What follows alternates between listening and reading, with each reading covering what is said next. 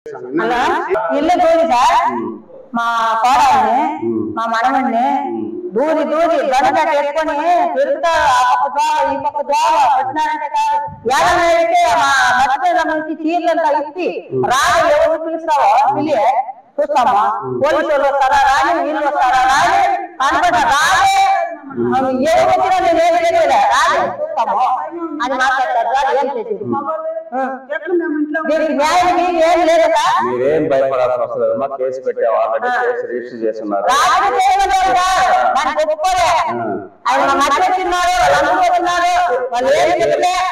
Case register చేశారు already. DSP గారు already ticketing కూడా పెట్టారు. పోలీసు వాళ్ళు తిరుగుతా ఉంటారు రాత్రిపూట కూడా. నేను అదే చెప్తున్నా, పోలీసు వాళ్ళు ఆల్రెడీ రాత్రిపూట పెట్రోలింగ్ కూడా వస్తారు, జీప్ వేసుకొని తిరుగుతానే ఉంటారు ఈ ఏరియాలో. టికెటింగ్ అని పెట్టారు అంటే ఒకరో ఇద్దరు కానిస్టేబుల్ లో వచ్చి ఏఎస్ఐ వాళ్ళందరూ ఉంటారు. ముందే ఒక 2-3 రోజులు అన్ని మానిటర్ చేసి సర్దుబాటు అయిన దాకా ఉంటారు, ఇబ్బంది ఏం లేదు. నేను ఆల్రెడీ చంద్రబాబు నాయుడు గారికి చెప్పాను, భువనమ్మకు చెప్పాను, భువనేశ్వరమ్మ ఆవిడ మీతో మాట్లాడతాను, నేను వాళ్ళతో మాట్లాడి ఇట్లా ఆడవాళ్ళని కూడా కొట్టారమ్మంటే ఖచ్చితంగా నేను మాట్లాడి ధైర్యం చెప్తాను. దానికి చర్యలు ఏం తీసుకోవాలి కూడా మన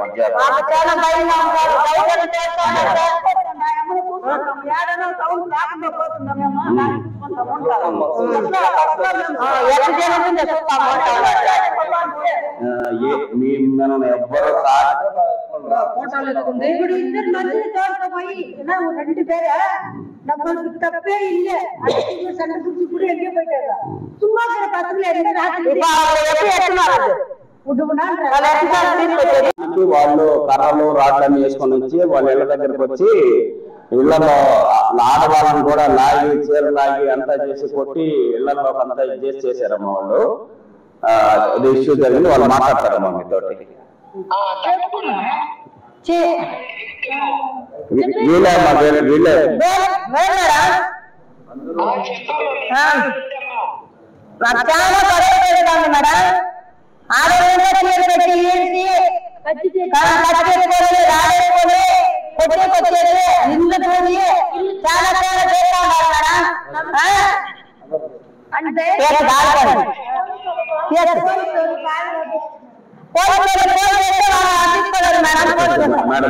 మేడం వాళ్ళు ఏమి చేసినా తిరగబడండి, మీరు కూడా పట్టుకుని కొట్టండి. వాళ్ళు ఒక్కళ్ళిద్దరు కొడితే అందరూ ఒళ్ళు దగ్గర పెట్టుకుంటారు.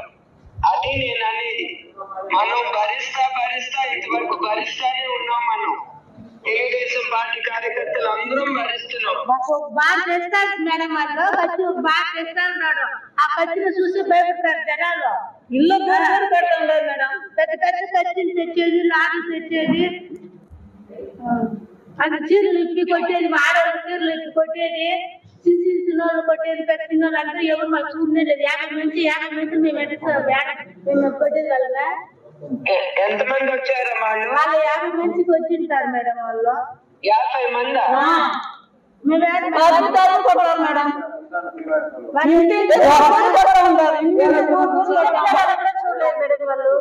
కట్టెలు బయటికి రావాలి.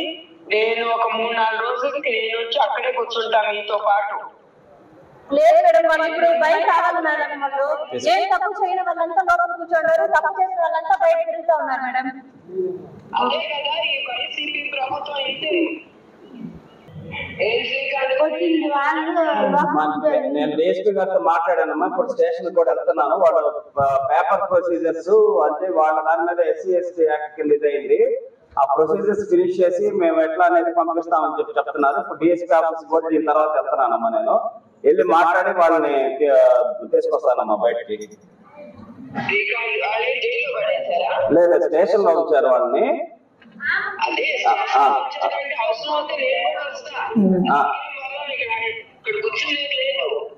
అట్లాగమ్మా, లేదమ్మా అంత నెక్స్ట్ లేదు, నేనే హ్యాండిల్ చేస్తాను, ఇబ్బంది ఏం లేదు. ఇఫ్ రిక్వైర్మెంట్ ఉంటే నేను చెప్తానమ్మా.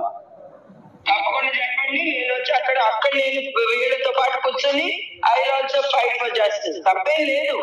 మనం రక్షించుకోవాలి, గొప్ప వాళ్ళని, ప్రజల్ని, అన్ని వర్గాన్ని మనం రక్షించుకోవాలి కదా. అట్లాగమ్మా, తప్పకుండా.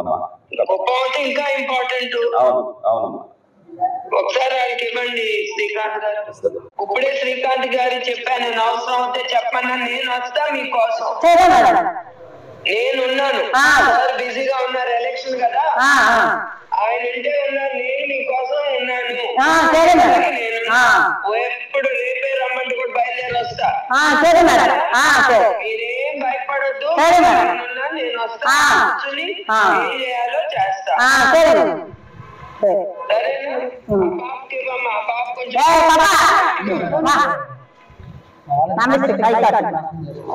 నువ్వు జాగ్రత్తగా ఉండమ్మా, నువ్వే ధైర్యంగా ఉండి అందరూ ఆ పెద్దవాళ్ళందరూ చూసుకో. అవసరం అయితే చెప్పు, శ్రీకాంత్ గారు చెప్పు, నేను వస్తా అక్కడికి.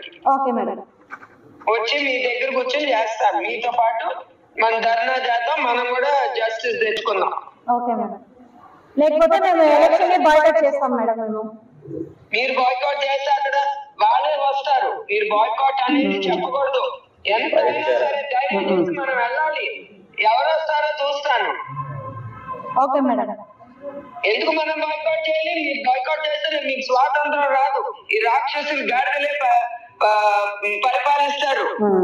Okay madam. మీరు ఇవన్నీ చెప్పకండి, ధైర్యంగా వెళ్ళండి. ఎక్కడికక్కడ శ్రీకాంత్ గారు లీడర్లు పెట్టమంటే వాళ్ళు నడుస్తారు, వాళ్ళతో పాటు మీరు నడవాలి.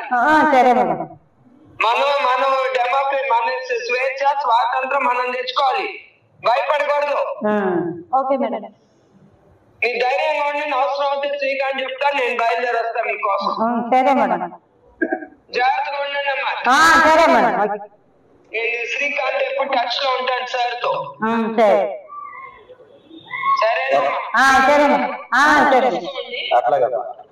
ఈ చూసుకోండి, నిజంగా ఉన్నా anything needed I will surely come. Definitely మా needed I will tell you. Yeah please tell me, I will come. నేను ఉంటాను. ఆ ప్రజల కోసం ఆయన సార్ ఎన్నుకుంది ఆ ధైర్యంతోనే కదా, ఆయన మీద నమ్మకంతోనే కదా. ఆయన బిజీగా ఉంటే నేను వస్తా. ఏం పర్వాలేదు, నేను వాళ్ళ కోసం ఉంటాను. ఓకే శ్రీకాంత్ గారు, నమస్తే. కాల్ మీ బ్యాక్ అండి. Sure thank you. షూర్ అండి.